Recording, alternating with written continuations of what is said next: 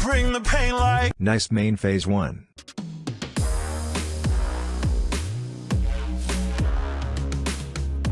What's going on, guys? Logan JYA here with an undefeated Drytron deck profile just from a local OTS. Not too big of a one, but I wanted to make this video because I wanted to say that JORDI was right. The Amorphactor build is insane. So I did my own little different take on it. Some small changes, I'll point them out as we go through, but I gotta give all that credit to JORDI Wang, man. He's a king. This is why he's a fellow Drykage. Without further ado, let's get into the profile. Nice and quick, here we go.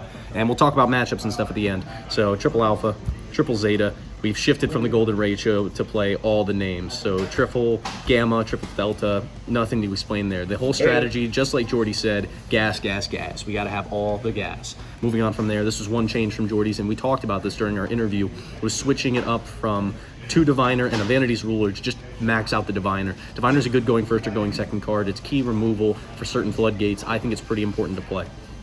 Triple copies of the Ben 10 as well as Natasha. Goated card, everybody knows, and Draco Nids. I actually didn't use them today, but I've gone over the fact I will never cut this card again, because when you cut it, that's when you miss it. There's situations where you're gonna want to use it for your ritual materials, or you're gonna want to use it to clear out games, or to play under Droll. I got Drolled a few times, and although I didn't have Draco Nids access in that situation, for those situations you want to stay ready by playing this card.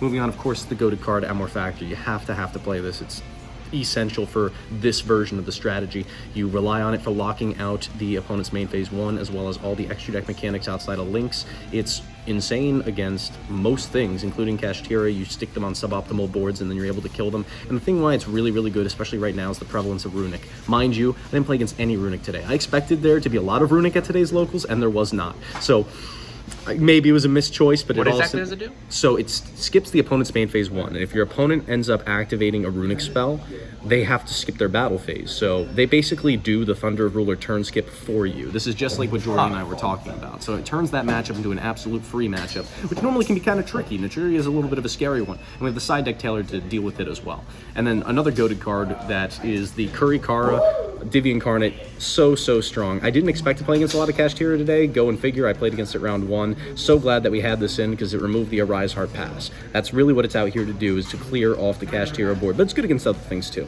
This is one key change from JORDI's list, is the Lancia. I think it's way too important to not main deck Lancia. When you're skipping your opponent's battle phase, you want to make sure you also have an answer to things like evenly matched, and there are people here who do main deck evenly, so we want to stay ready for that. And it's also cracked against Kashtira and Runic and everything else. I think it's worthwhile to play in the main since it is searchable. Orange like to play around Nibiru. That did come up, did stop Nibiru. Perfect card. And that's it for the monsters. Moving into spells, triple Nova, double Fafnir, double Medionis, same ratios that JORDI played. I think it's pretty correct.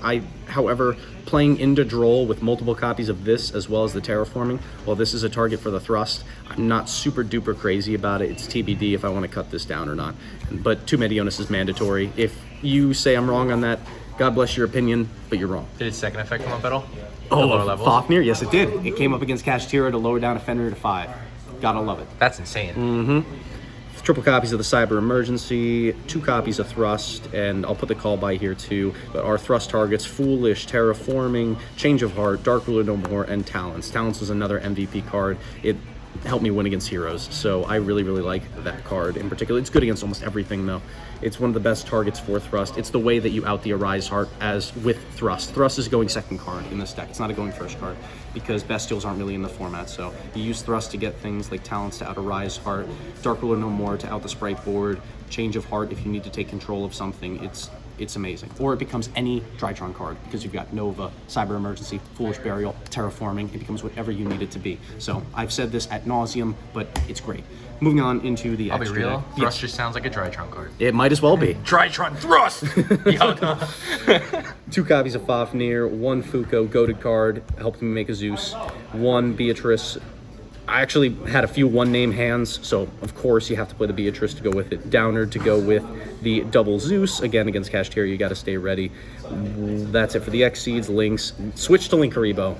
Everybody who I've been interviewing, Vivek, JORDI, Miles, everybody who I've been talking about, they're like, I hear you're an anima enjoyer, but we play Linkaribo. And I'm like, you know what? Fine, you got me. We're going to try out the Linkaribo. And for the end board of this deck, it makes a lot of sense, especially if you're tagging into an Apollosa or you're ending on an Apollosa. It makes it so the Fenrir is just next to irrelevant. They're not going to be able to beat over it in certain situations. So I think that the Linkuriboh, especially in this build, is important. Play the one copy of Dynamon. I wish I could play more than one, but we still need room for things like Phoenix, IP, Boral Sword for closing out games is another difference from JORDI's. I just prefer Boral Sword. You all already know why. And the one Appaloosa. Appaloosa was insane. In this build, you have to play it, and it is great. Like I said, its interactions with Linkuriboh, it's important to have to protect it. Finally, the targets for the Herald, and that's it for the extra. I'll wrap things up at the side. There are some other keynote changes in here. This was MVP.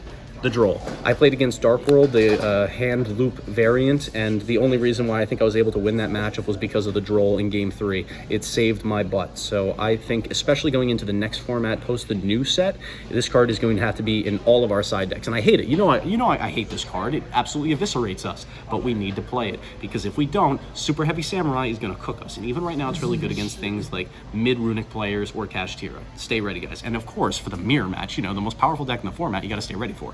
So we've got the triple copies of Droll, triple copies of Ash for branded or anything else. It's generic. I was doing Lava Golem today.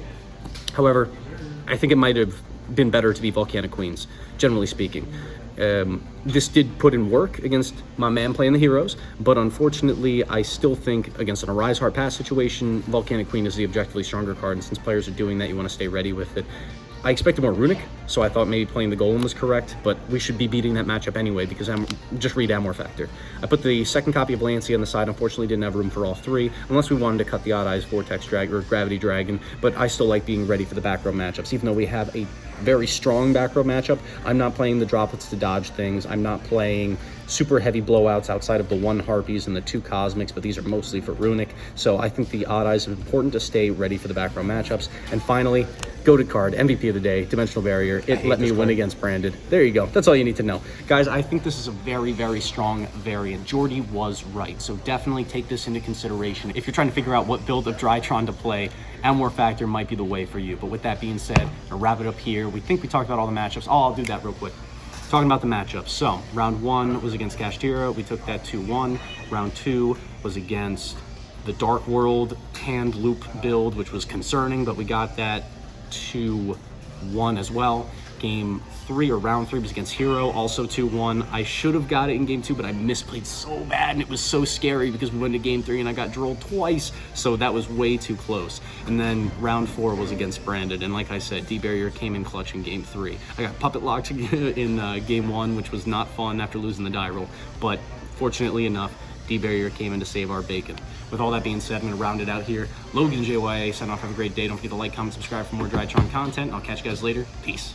God, he's handsome.